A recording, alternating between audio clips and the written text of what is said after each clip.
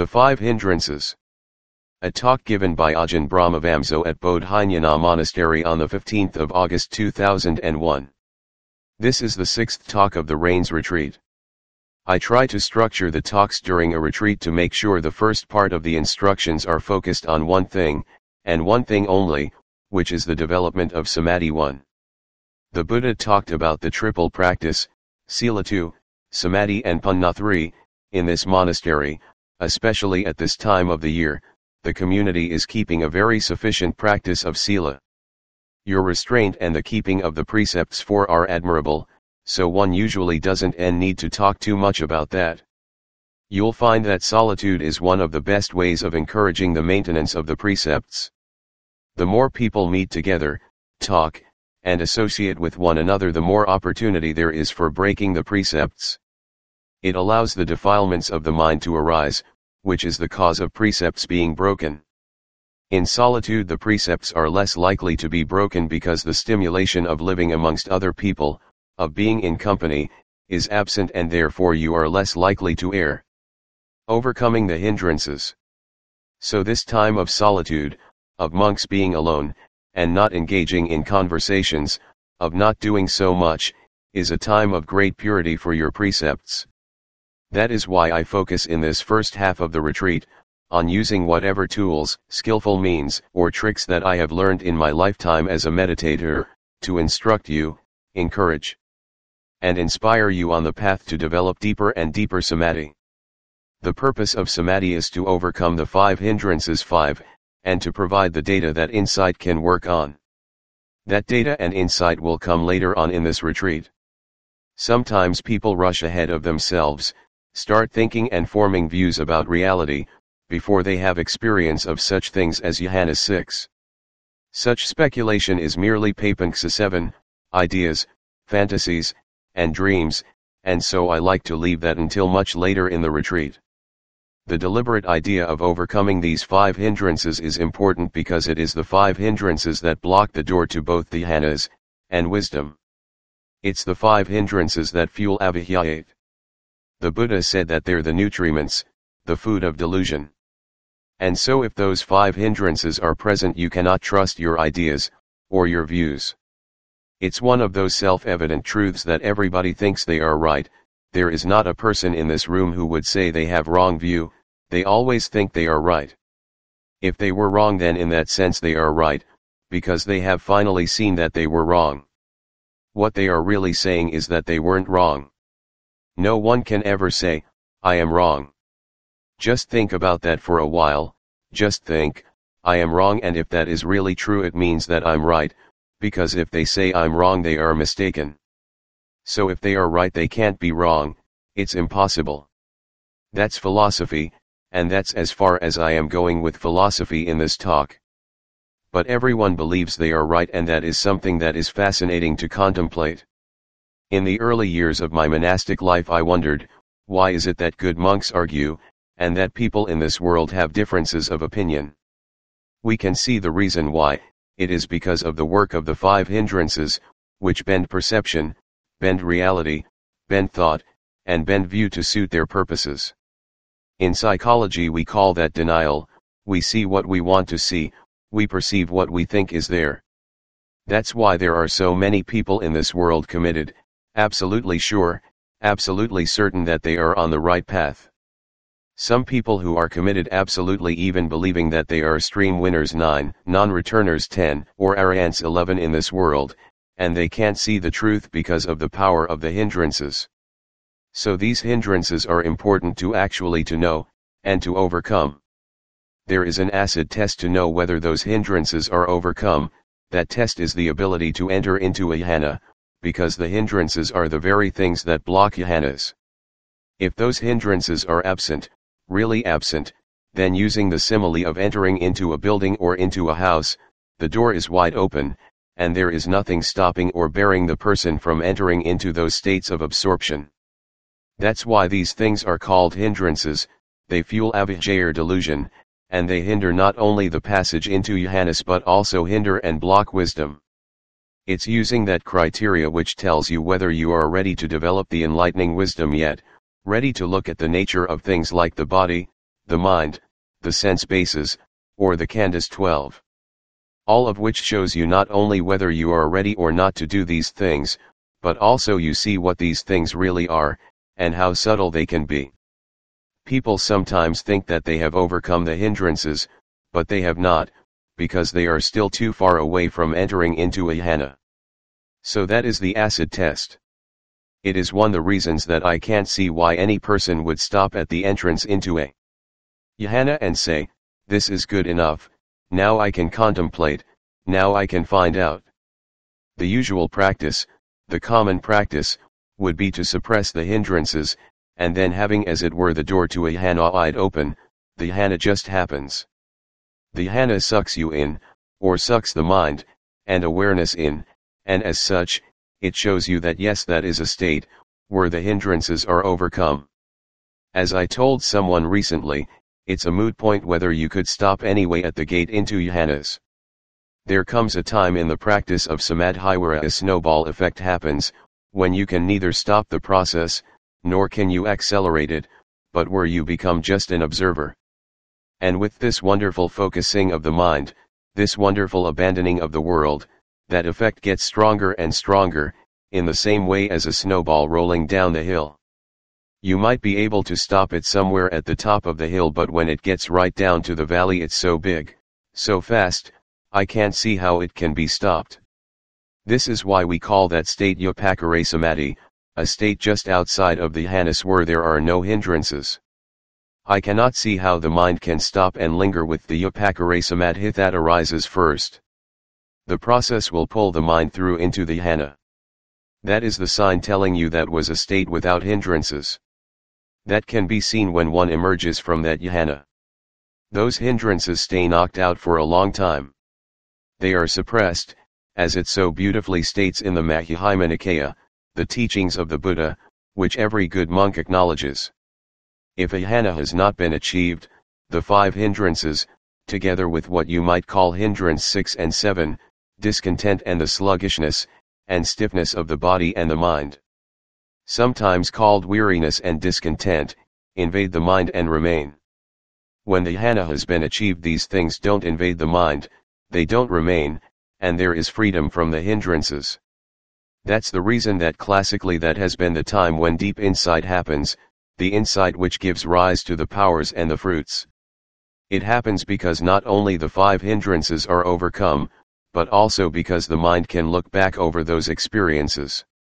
As it says in the Suttas 13, standing on those experiences, resting on those experiences, based on those experiences, you have the data to actually see into the nature of the mind, the body, the 5 khandhas, and the sense bases. Without that data it's very hard to imagine how anyone can see the truth. So it is important to overcome those 5 hindrances, and also to use the state of the jhanas where the hindrances are overcome, as the place where one focuses one's investigation, to be able to discover why, where, and how those states came about, and what they mean. The 5 hindrances are a key to this whole practice, which we call liberation of the mind. Remember, these 5 hindrances are not just ordinary sensory desire, ill will, restlessness and remorse, sloth and torpor, and doubt. It happens very easily that sometimes you look at your mind and think, I've no sensory desire. I don't really want anything. I've no lust or greed. I'm not looking for a cup of tea, food, a woman, or whatever. I've got no ill will towards anybody, towards myself, or to anything. I haven't any real restlessness, or sloth, and torpor. I've no real doubts. I know I'm right.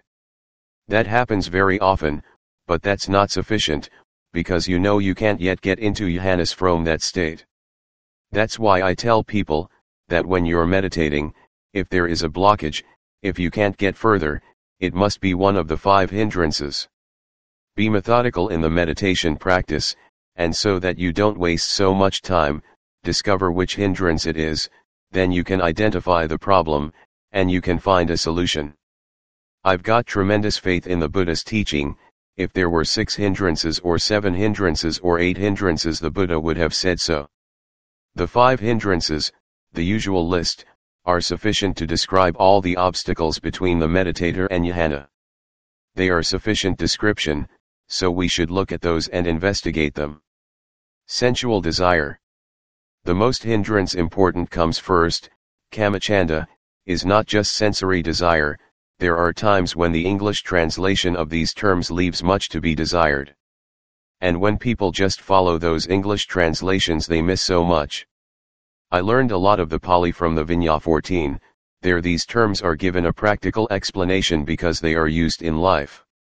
In the Pali term Kamachanda Chanda is what you have to do if you cannot attend a meeting of the community of monks, and you want to give approval and agreement to what's happening there, you give your Chandato go ahead in your absence.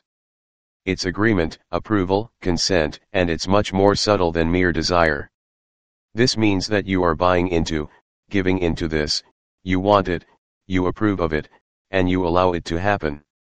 In the same way that we have Chanda in the Vinaya, we have that Kamachanda. It's as if you give your approval for the sensory world to be in your consciousness, in your mind, you accept it, approve of it, and you play with it, that's all Chanda. It's letting it completely occupy the mind, and it's much more subtle than just mere desire. The Kama part of Kamachanda, that's all that is comprised in Kamaloka, the world of the five senses. Which goes from the hell realms, the animal realms, the ghost realms, the human realm, and the Deva realms, to everything that is concerned with those Kamaloka realms. Kamachanda is acceptance, agreement, and consent for that world to occupy you. That's why the hindrances of Kamachanda are anything from the extremes of lust to just being concerned with how the body is doing. Thinking about the letter that you have to write afterwards, about the rain pattering on your roof, about your Kway 15, or what needs to be built next. Or where you are going to next, that's all in the Kamaloka, the world of the senses, that's all Kamachanda. It's also Kamavataka. Or the thoughts about those things, about family, about health, about coming here, going there, and thoughts about words. Words are sounds, they're part of the Sade or faith base, and all these things are part of Kamaloka, part of the five sense world. Approving of these things is what keeps them interfering with your meditation when you are trying to watch the breath, and the feelings come up in the body. It's because you're approving of the mind going out to the body. You're consenting to it, you're allowing it to happen.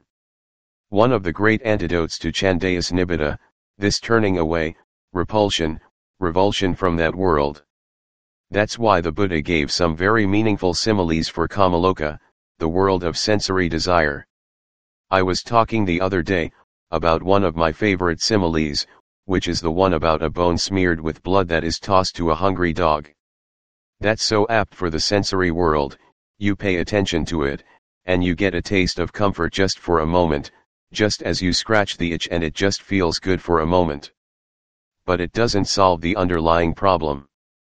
In the same way, when the dog gets a bone smeared with blood, it licks it and it tastes as if it's a full meal, as if it's real meat. Of course it just gets the taste, and then there is no real sustenance, there is no body to it, nothing that gives the fulfillment that it promises. It's the same with sensory desire in its grossest form in the world, whether it's sexuality, food, or whatever else you desire, it never gives you satisfaction. Don't be a person who roams the world looking for the next bone smeared with blood. You go here and you get a bone smeared with blood, oh, that's not the right one, so you go to another monastery, and taste that, and that's not the right one. You're always running around looking for the real meat, because you can't find that real meat in the sensory world. As the suttas say, it only leads to weariness and disappointment. All the weariness and disappointment that comes up in your life is because one is trying to go for bones that are just smeared with blood, not the real full 4-course meal, which happens when you give up those things. The other simile is very fascinating. It is the simile of the man climbing a tree to get some fruit. And while he was up in the tree, another guy comes along also wanting fruit, and chops the tree down. So even if it is unintentional, when you go for the sensory world, just by its very nature it is going to hurt, destroy, and bring you pain. Last night I gave a talk about conflict in the world. Basically there is no end to conflict in the world, that's what the world is about. Trying to resolve conflict in the world is impossible, to limit it is possible, but to stop it completely is impossible. As the saying is in English, you can't make a silk purse out of a sow's ear. Sarah 16 is like that. That's why the Buddha taught the Four Noble Truths. The first one is Sarah, which is suffering. The idea is to get out of Sarah, out of conflict, by not getting reborn again. Once you are born you have conflict, arguments with people, conflict with the weather, conflict with the food, or the food has conflict with your stomach. There are all sorts of conflicts going on in the world. I had a stomachache today, so I know about conflict with the food in my stomach. That's par for the course. Understand that the sensory realm is dangerous, even if people have no intention to hurt, to harm, to cause you problems, or to irritate you. It's the nature of the sensory world. If you climb up into the tree, sooner or later someone with no bad intention towards you is going to cut you down and almost kill you. That's why we sometimes get angry with others or have ill will towards others, because we think that people do this on purpose. They don't do these things on purpose. It's just by being in the world. If you're up a tree sooner, or if you stay up the tree long enough, someone is going to come up with a chainsaw and cut you down. There are no bad intentions there, it just happens. This is just the nature of the sensory world. It's dangerous. So if you play around in that world you are going to get into trouble, and that can give you Nibbida 17. Nibbida towards climbing up into that world, it gives Nibbida towards biting at the bones that promise you so much but give you nothing, and Nibbida towards the sensory world, which is not just towards the physical body. You can see it as Ashubha 18, the result of Ashubha's Nibbida, turning away from the body. There's also the Nibbida towards sound, and all these things you hear from other people, praise and blame, Nibbida towards both. Nibbida to yak, yak, yak, Nibbida towards the frog-mouthed owl, Nibbida towards the truck noise, Nibbida towards everything which is sound. Nibbida towards sights, Nibbida towards smells and tastes, all this food which we have, it's such a problem. I remember Ajahn Jayasaro years ago, when he was just simple Jayasaro, said, wouldn't it be great if we could get some of this astronaut food?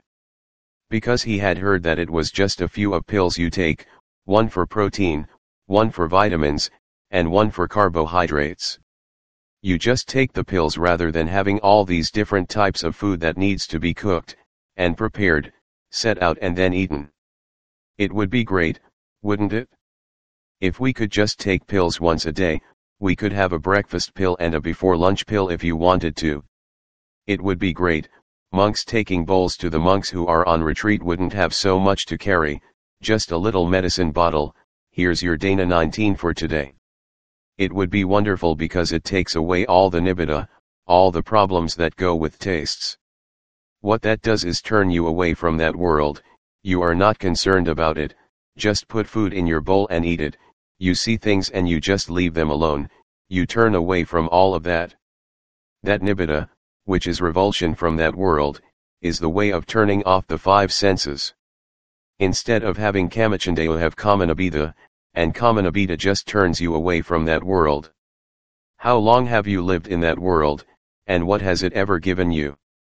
Whatever you've had from that world is just problems. All it's ever given you is old age, suffering and death. Old age, suffering and death, again and again, it gives you all sorts of problems. If I've ever given you a problem, don't blame me, it's karma, it's the sensory world that's given you the problem. If it's your body giving you a problem, it's karma, the sensory world. That's what the sensory world is. Having Nibbida, the sensory world, is the antidote to that hindrance. Not only will it stop you indulging in thoughts about the things of the past, and indulging in the experience of the senses now, but it will also stop you from thinking about them, and making plans about them. Why do we do any planning? Because we think that we can control the world and gain happiness. That is just a hopeless task. The whole thing stinks, just throw it all away. You no need to worry about the future, because you know it's going to be bad, and it's not going to give you much happiness. It's going to be more trouble, more problems. Being an abbot, I don't control anything, it would be just letting me have more troubles, more problems. Being the second monk, third monk, or junior monk is just more trouble, more problems in the sensory realm. So don't even plan or think about the future when you're meditating, have nibbida towards all of that.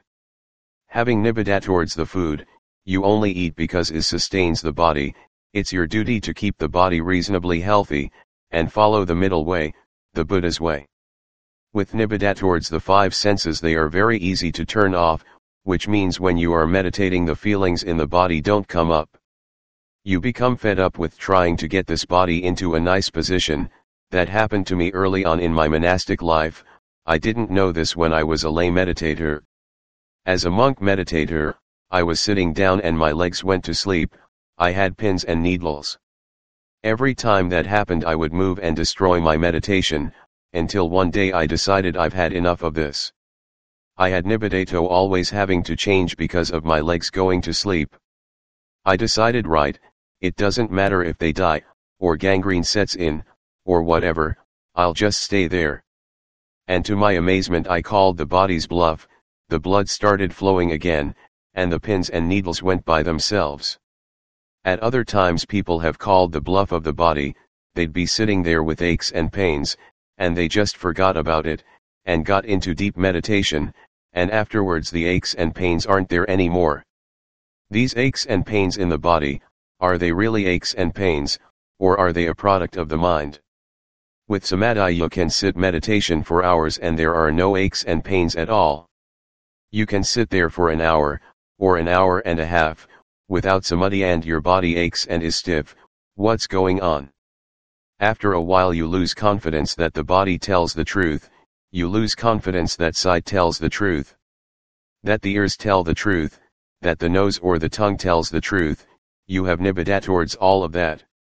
It means these things don't interfere with you, a sound comes up you are just not concerned, turn away from these things. It's the same with ill will, the second hindrance that comes up. Ill will is a stupid hindrance, it's a crazy hindrance. I don't know why people actually get bothered by ill will, because what does it ever do for you? If someone upsets you, says something you don't like, does something that you don't approve of, why allow them to give you a bad day? You don't have to allow them to spoil your happiness. Even if it's your ill will towards someone else, what does having ill will towards them actually achieve? Trying for revenge, they hurt me and therefore I'm going to hurt them. You go around planning, or you make waves trying to upset them or put them down. So much of speech, especially in confrontation, is just trying to give another person a bad day. That ill will doesn't really help anybody. If someone else has done something wrong, if they really have broken their precepts, or done something inappropriate, it's their problem, it's Karma's 20 problem, Karma'll sort everything out. You don't have to have ill will towards them. When you really see that ill will, you see that it's wasting so much time in your life.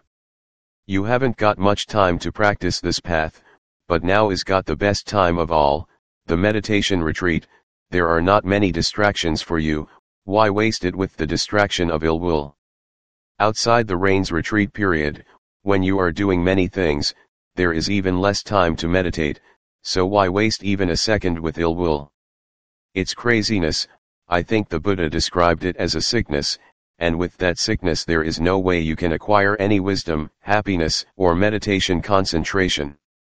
So put that aside, use your insight, your intelligence, to see that ill will gets you nowhere, and just put it aside, have nibbida towards it. Reflect on just how much time it's wasted for you, how it's tortured you, made you sick and weak, and then just allow it to disappear. Ill will and anger. I've mentioned before in some of these talks, that ill will goes very deep. It's ill will that stops you having happiness, it doesn't allow you happiness, and it can become very aggressive.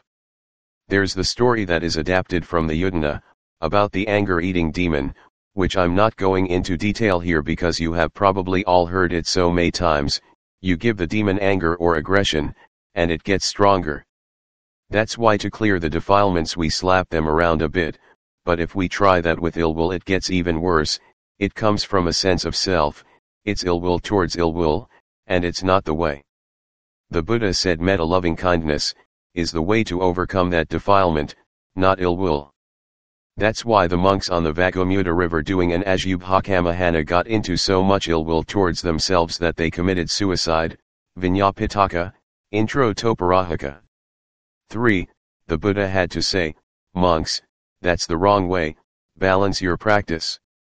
Ajubha meditation is great for lessening and suppressing sensory desire, but ill will needs loving kindness, it needs the softness of the mind, and that needs to be looked at in one's meditation.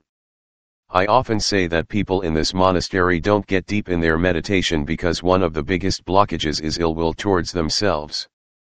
Or ill will towards the meditation object, it is not because of ill will towards others.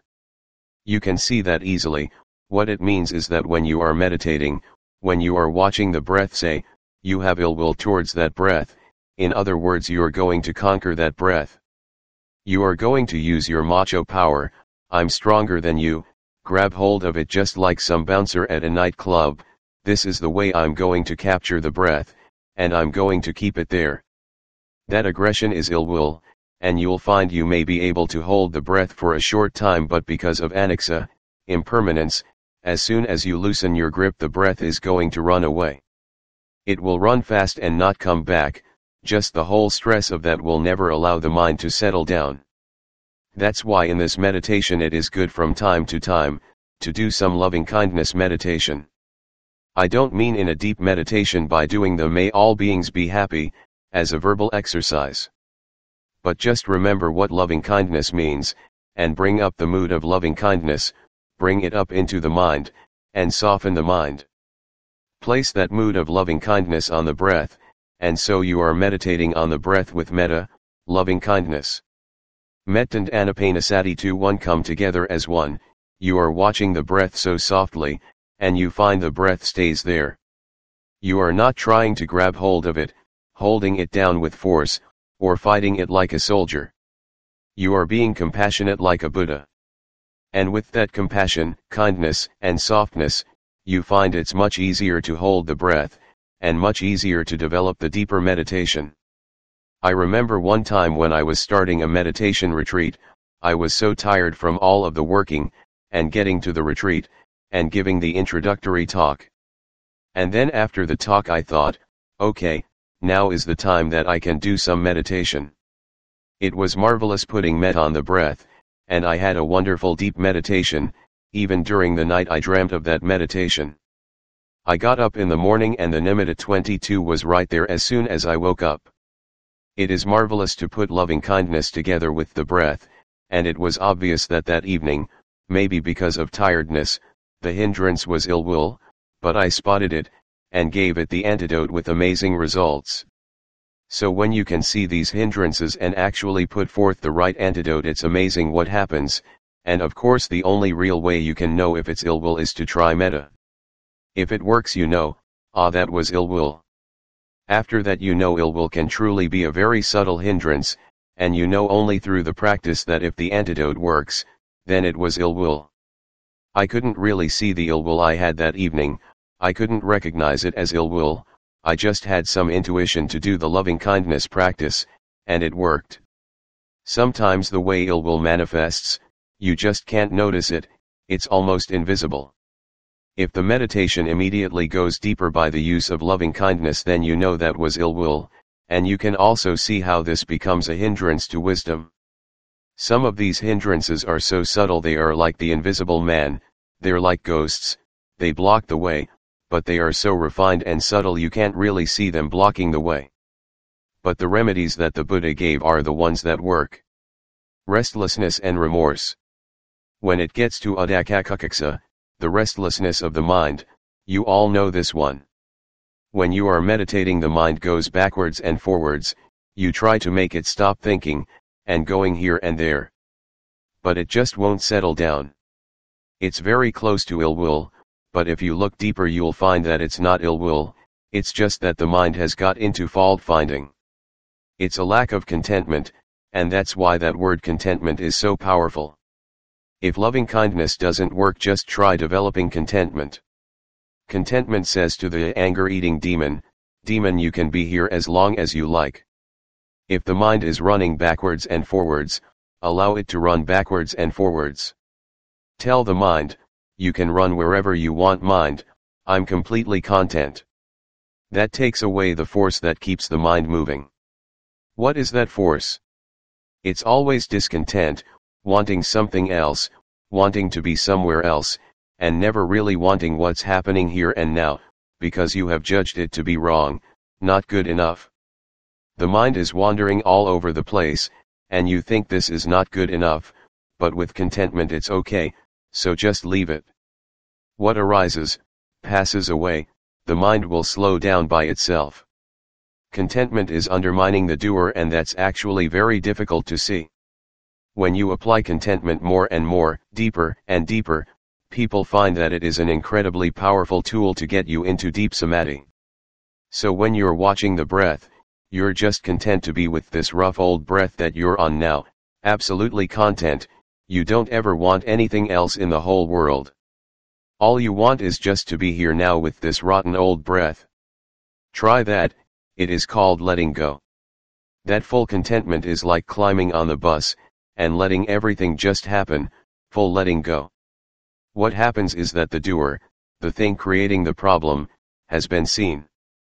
Mara, I know you, you're just discontent, fault finding. I'm not going to follow you.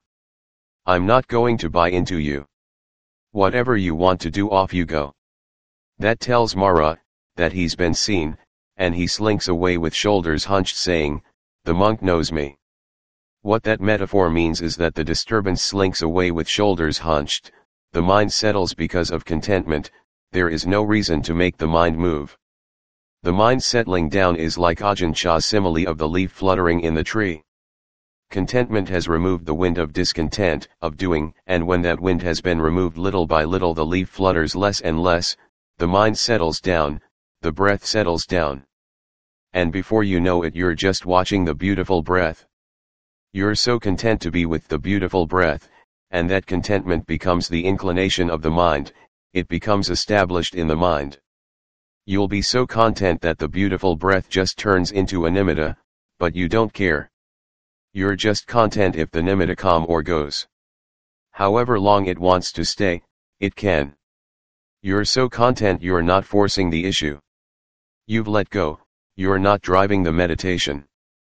And because of that contentment, the nimitta doesn't move, and because it doesn't move, it builds up more and more energy, and you get into the first jhana. Contentment keeps on working to overcome the Vitaka Vikara 2-3, and then one has the full contentment of the second jhana.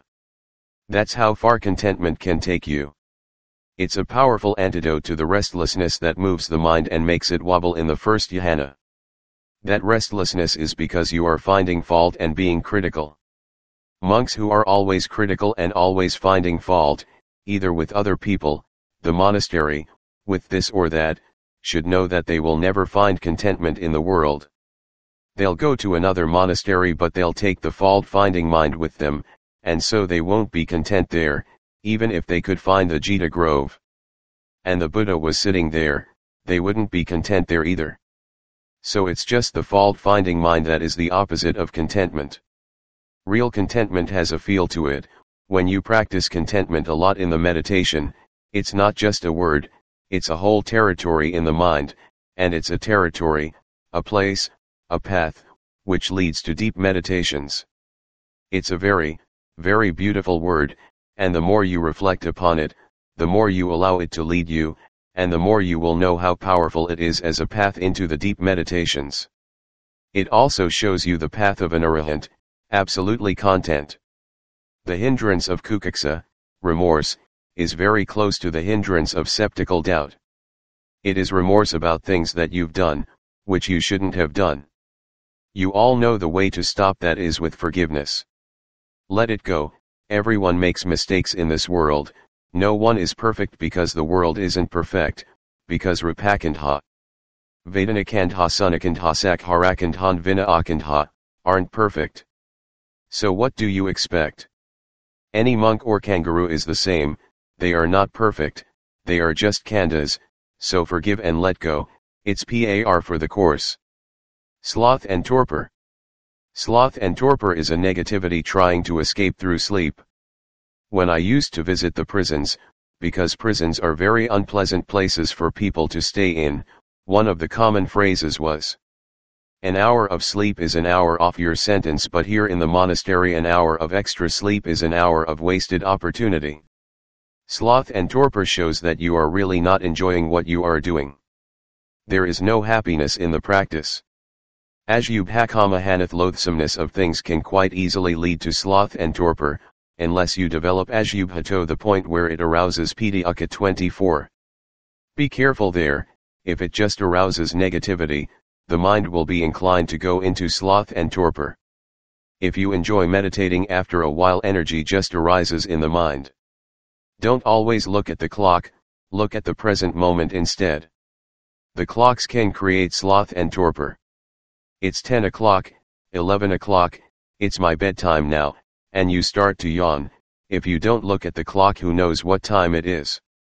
Once when I was a layperson, I went to the far north of Norway in the Arctic Circle. It was light nearly all day and night, in 24 hours it never changed much.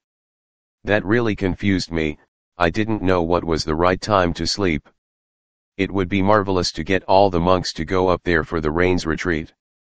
You would find that you had extra energy. Why sleep when it's light? You would only sleep when the body told you it's really tired, not just when it's dark or just because it's your bedtime. That's the reason why in this monastery we don't have morning and evening meetings, because I don't want you to be prisoners of the clock. I want you to be free of that, so that when the meditation is going well, go for it. And when it's time to rest, rest. Sometimes, if you push yourself too much, you just get into sloth and torpor. It's much better if a person has clarity of mind, and not so much meditation, than to have hardly any sleep, and have a dull mind all day. Be careful there, I've been through that myself. If you try to cut down on sleep to the point that when you get up in the morning you just nod off, or you fall asleep sitting up, that's not enough sleep. Also be careful not to have too much sleep, again you get sloth and torpor. Get the right amount of sleep, of food, of exercise, and of happiness in your life, then you don't have too much sloth and torpor. Negative people often have sloth and torpor. Those with a positive attitude have energy. If you have sloth and torpor, bring up happiness, because happiness is energy. Bring up joy in your mind. Bring up an Ajubhanimata, a happy joyful object in the mind. If you enjoy chanting, chant. If you enjoy walking, walk. If you enjoy sitting, sit. If you enjoy reading, read. I'm not talking about sensory enjoyment, so don't start thinking about women. I won't tell you who it was, but one of the monks in a monastery in Thailand did that once. He said he had no sloth and torpor, no restlessness at all. But that's not the way to overcome the hindrances. One hindrance is just being substituted by another. Do it with a wholesome object that brings happiness and joy. Kaganosati is one of my favorites, reflecting on all the sacrifices, and all the goodness that I have done. As one monk reminded me today, just reflecting on all the wonderful people who came for my birthday, and on the fact that they came, because I'd done something for them. I gave something to them, that's why they came. It was my kaga, generosity and giving, which caused that. So you can reflect upon that instead of on negativity. Why is my birthday during the rains retreat? It's unfair. Why can't it be some other time when we're busy anyway? Then just to have the positive attitude to reflect on that investigation, and that gives energy. I must admit that I forgot to do that, so I was negative to my birthday celebrations, but I should have done it. Isn't it wonderful that so many people come? That positive energy gives the happiness and joy to overcome sloth and torpor. So it's happiness through an Ajubhanimata. Anything that gives energy and joy, energizes the mind. Skeptical doubt. And lastly Visikaka, doubt, which is the opposite of sloth and torpor. Doubt is thinking too much. When you think too much you will always have doubts. Wherever there's thinking it goes in two ways, the prefix 6 it's going into a fork, doubting could it be this way or that way, it's duality. When there is no duality there's a unity of mind, and doubt cannot happen, just give yourself up to the instructions. Sometimes, doubt can come up when we contemplate the Dhamma rather than contemplate the path, we contemplate the goal rather than the way to the goal. The way to the goal is quite clear, everybody agrees on that, especially in our tradition, but people have differences of opinion on what you actually see when you get there. It's a waste of time having those differences of opinion, get there first, and then see for yourself. So don't waste time having doubts about the goal, and what's going to be there, you know it will be good. The Buddha went there, and said Nibbana 25 was a good place to go to, so follow the path, and have confidence that this is the path of the Aryas 26. It's the path you see in the suttas. It's a path which leads to Nibbana. It's a gradual path, which means it gradually gets better and better, with more and more power, happiness, and profundity. You have the feeling that you are getting closer and closer to something that is very amazing, very wonderful, and liberating. You are getting closer and closer to what you've always wanted. The more you meditate the closer you get, and the surer you are that this is the path. Visakhiki is overcome gradually, through practice, experience of what's happening, and eventually you get your first experience of jhana, and all the doubt about what you need to do is usually abandoned. You actually see what's going on with this mind and body, all doubt goes. You know what to do, so there is no messing around, wobbling, faltering, or hesitation. This is what I've got to do, get in there and do it. Conclusion. These are the 5 hindrances to one's meditation practice. Whatever is stopping you from enjoying the deepest of meditations, it has to be one of these 5 hindrances, or a combination of them. If it's a combination, one will be prominent, so don't mess around, know the obstacle, know the remedy, and apply it.